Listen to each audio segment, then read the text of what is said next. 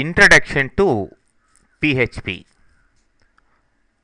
మరి ఇక్కడ పిహెచ్పి అనేది షార్ట్ ఫామ్. దీని యొక్క ఫుల్ ఫామ్ చూసినట్లయితే PHP hypertext preprocessor అని చెప్పి అంటాం.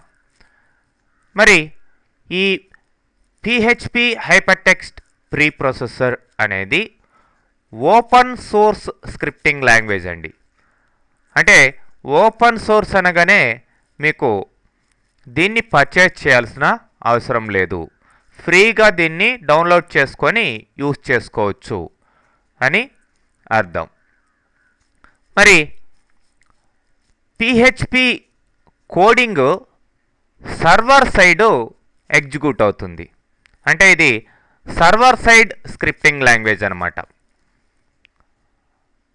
మరి ఇది సర్వర్ సైడ్ ఎగ్జిక్యూట్ అయ్యి క్లయింట్ సైడ్కి అంటే వెబ్ బ్రౌజర్కి రిజల్ట్ ఇవ్వడం జరుగుతుంది. మరి పిహెచ్పి ఎంత పాపులర్ అంటే మీకు బ్లాగింగ్ సిస్టమ్ మొత్తాన్ని మెయింటైన్ చేయగల కెపాసిటీ దీనికి ఉంది. అట్లనే ఫేస్బుక్ లాంటి సోషల్ నెట్వర్కింగ్ సైట్స్ని మెయింటైన్ చేసే కెపాసిటీ దీనికి ఉంది.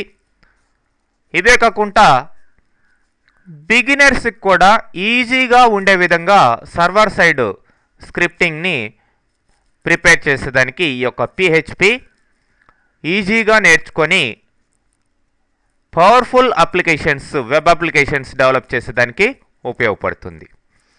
మరి పిహెచ్పి స్క్రిప్టింగ్ మీరు చేయాలి అంటే అట్లీస్ట్ మీకు ఈ మూడిటి మీద అవగాహన ఉండాలి.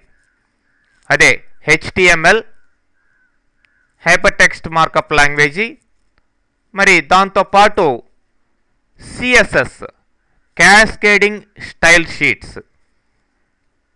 మరి హైపర్ టెక్స్ట్ మార్కప్ లాంగ్వేజ్ ద్వారా మీరు స్టాటిక్ వెబ్ పేజెస్ డెవలప్ చేయొచ్చు దాంట్లో ఉన్న ట్యాగ్స్ని యూజ్ చేసుకొని.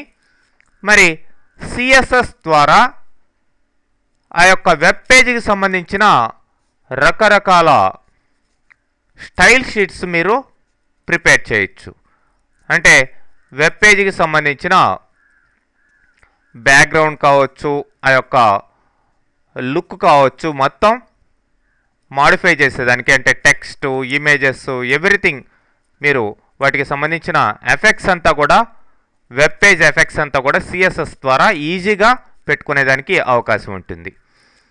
అట్లనే జావా స్క్రిప్ట్ అనేది డైనమిక్ స్క్రిప్టింగ్ లాంగ్వేజ్. హెచ్టిఎంఎల్ అనేది స్టాటిక్, ఇది డైనమిక్. మరి ఈ యొక్క డైనమిక్ స్క్రిప్టింగ్ రాసేదానికి జావా స్క్రిప్ట్ని వాడతాం. ఈ మూడిటి మీద అవగాహన ఉండి మీరు ఈ మూడిటితో పాటు పిహెచ్పి కోడ్ని కలుపుకొని మీరు ఈ యొక్క సర్వర్ సైడ్ స్క్రిప్టింగ్ అనేది చేయడం జరుగుతుంది. కాబట్టి ఈ మూడిటి మీద మినిమం మీకు అవగాహన ఉంటే మీరు పిహెచ్పిలోకి ఎంటర్ అయ్యి మీరు సర్వర్ సైడ్ స్క్రిప్టింగ్ అనేది రాయొచ్చు. ఓకే.